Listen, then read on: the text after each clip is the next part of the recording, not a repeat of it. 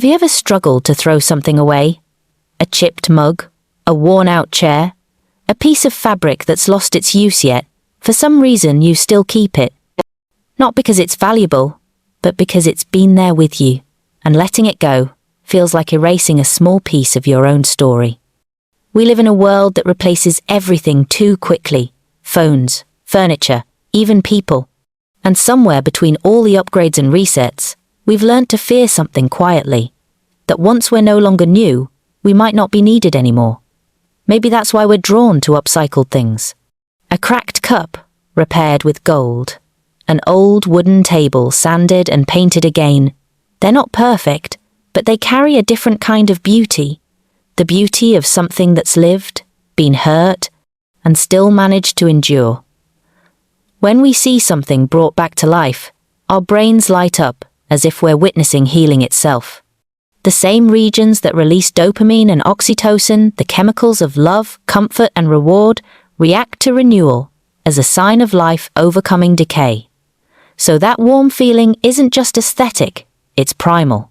We're wired to love what learns to live again. And maybe that's the deeper reason we love upcycled things. They mirror us.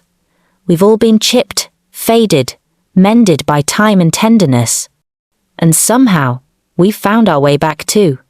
So when we choose to keep something old, we're really holding on to the belief that broken things can still be beautiful, and saving a piece of our own heart in the process. I'll admit sometimes I wonder if keeping old things is worth it. That scratch on the table, that missing button on a shirt, someone else would toss it out without a thought. But there's something strangely peaceful about choosing to keep it. In a world where buying new is always the answer, fixing something with your own hands feels almost rebellious. It's a quiet reminder that you're still capable of shaping outcomes.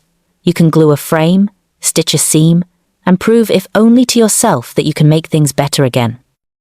And as your hands touch the wood, as the sound of fabric brushing fills the room, your mind slows down.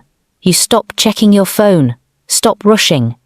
There's only breath, movement, and something quietly coming back to life. That moment might be small, but it's enough to make you feel present again. What's beautiful is how the object changes you too. You see it differently now.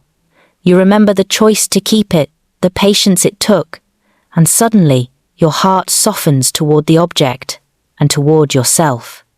People say these little things don't change the world, but maybe they change the part of you that still believes you haven't given up yet.